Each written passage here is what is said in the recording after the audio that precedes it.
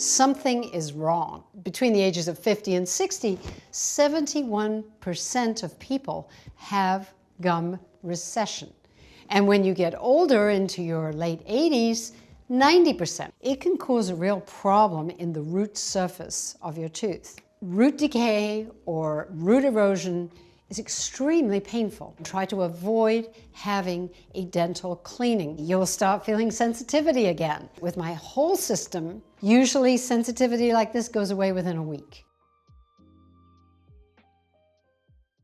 Unlike gum disease, gum recession needs a very gentle approach. I'm Ellie Phillips, and in this video I'm going to try and explain how we take care of your gums so they can regrow if possible if you are suffering from gum recession. If you need more information at the end of this video, I have a website, drellie.com, where you can find links to the products that I recommend, to the use of xylitol, and I have an oral health video boot camp that tells you much more about how to look after your gums and keep them healthy. Gum recession is not the same thing as periodontal disease. It is a different dental problem with a completely different solution. I'm Ellie Phillips, and this video is going to try and help you realize the difference between gum disease and gum recession. I think a lot of people get mixed up on this, and it is even misrepresented perhaps in the statistics. I hope so, because when you look at the sort of amount of gum recession that occurs in this country, you'll see numbers like between the ages of 50 and 60, 71% of people have gum recession. And when you get older, into your late 80s, 90%, which means that 10% of the population, which means that something is wrong. If only 10% of people are exempt from gum recession, I don't know, because I do know that in seniors, 20% of them have lost all their teeth. So I'm not sure how these numbers really equate.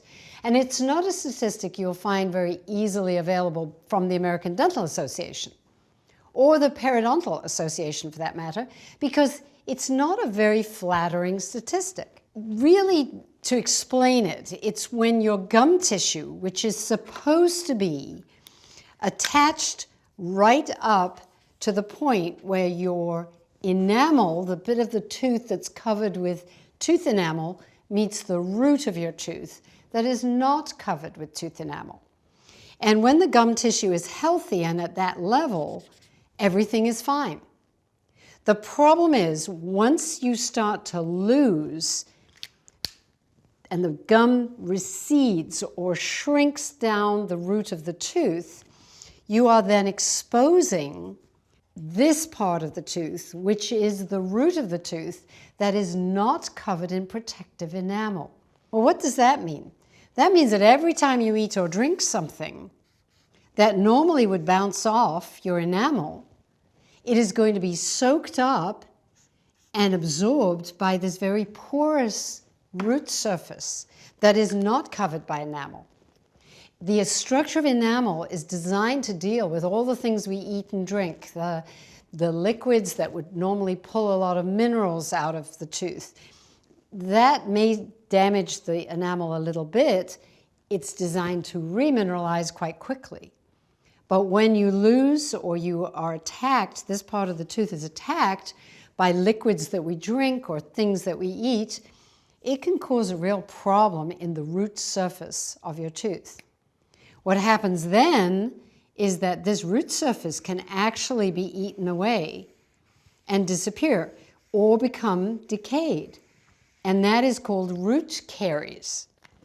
And when you know that inside of your tooth, the nerves are here in the crown of the tooth, so they're quite away from the surface.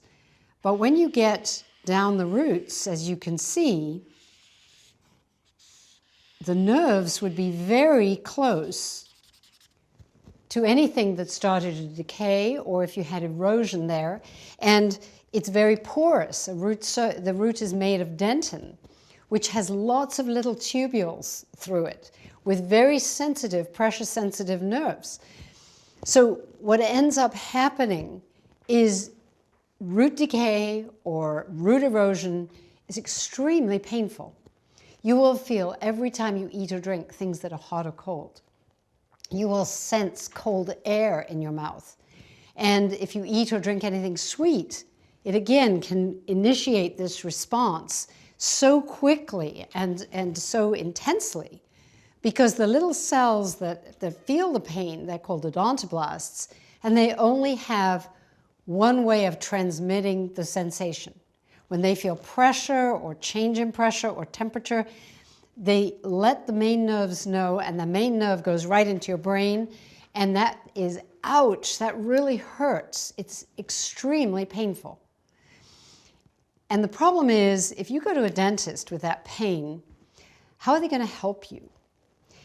If they were to do a filling here, the chances of killing that tooth are intense. This is one reason I would say if you have erosion or you have tooth decay, don't rush to have a filling done. It would be better to stop this process from happening and allow time for your tooth to actually naturally repair itself. There is a way for these odontoblasts that are in your tooth to actually lay down a barrier substance.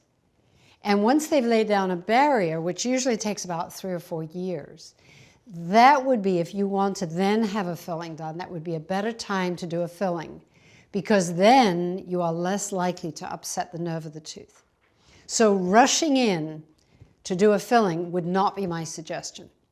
You can find out from your dentist if he agrees that you have either root decay or root erosion. But then, what do? Why do I suggest the things I suggest? Well, the first thing I would suggest is that you learn how to do mouth resting. This means you eat a meal, you have some xylitol, and then you don't eat for a period of time afterwards.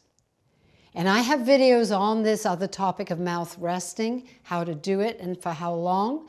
And what's really happening is that the xylitol is not only feeding good bacteria that are in your mouth, but it is also helping to put minerals back into enamel, but it will also help to put minerals naturally back as best it can into this eroded area on the root surface of your teeth. Now, the products that I recommend you use to clean your teeth morning and night will speed this remineralization process. There is some dilute sodium fluoride mouth rinse that works incredibly well in this event. Your dentist may have told you to use that, and it is absolutely true that a dilute sodium fluoride will help put minerals particularly into this very porous area of your teeth. But if you use xylitol with that, and if you use it with my whole system, this works synergistically. It means it doesn't just improve the outcome, it improves the outcome beyond anything you would have expected to have happen. Usually sensitivity like this goes away within a week, sometimes 2 weeks if it's really bad. But you will feel an enormous difference. Your teeth will feel more smooth, more stronger. You won't get the same sensations. Your mouth will also feel cleaner. And then we hope that over the surface of your teeth, these good bacteria weave themselves together into a film called biofilm.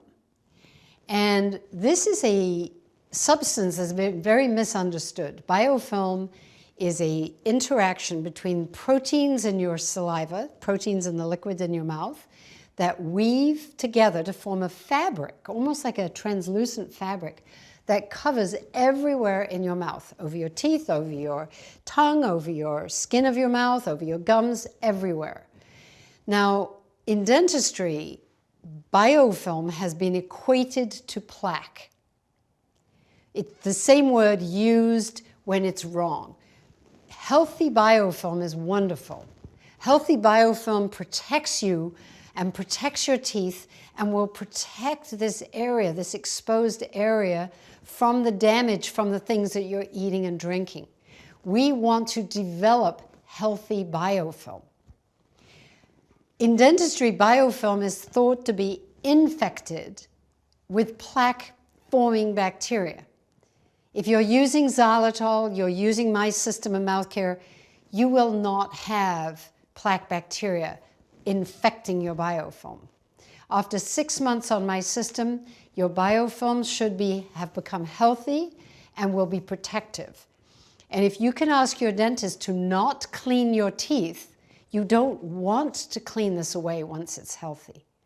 So you can do some salivary testing to make sure the plaque has gone away, make sure these bacteria are healthy, and then try to leave that biofilm alone. Try to avoid having a dental cleaning because it will only up the ante. You'll start feeling sensitivity again.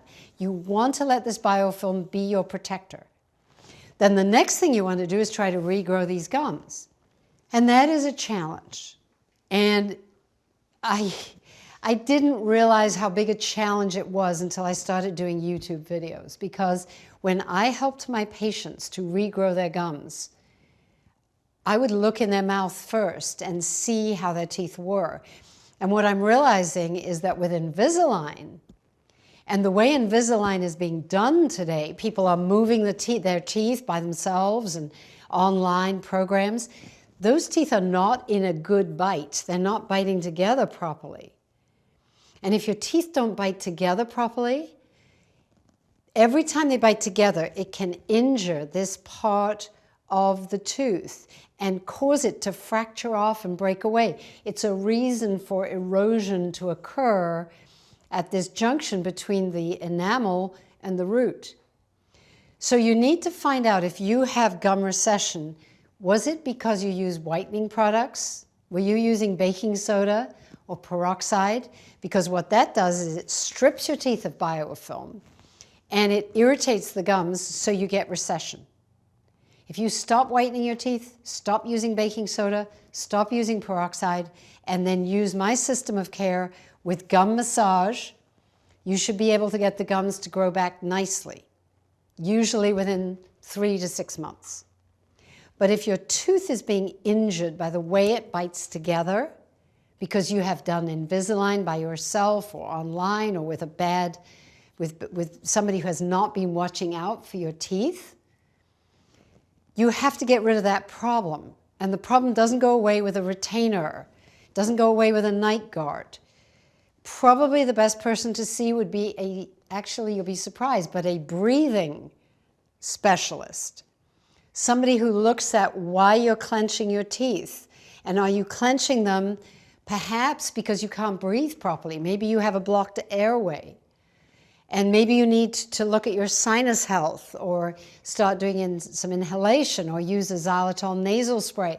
All of this is connected in a very complex way. So I can't tell you that everybody with gum recession can heal themselves. But it sure is worth 3 to 6 months of using my system, using the products I recommend, using xylitol to develop this healthy biofilm and healthy bacteria so that you stop the sensitivity. And then really you want to have a conversation with a really good dentist. And if you still have a lot of recession that isn't going away, I would find a sleep or airway specialist who can look at your breathing patterns, look at how you clench your teeth, and see if maybe that has something to do with it.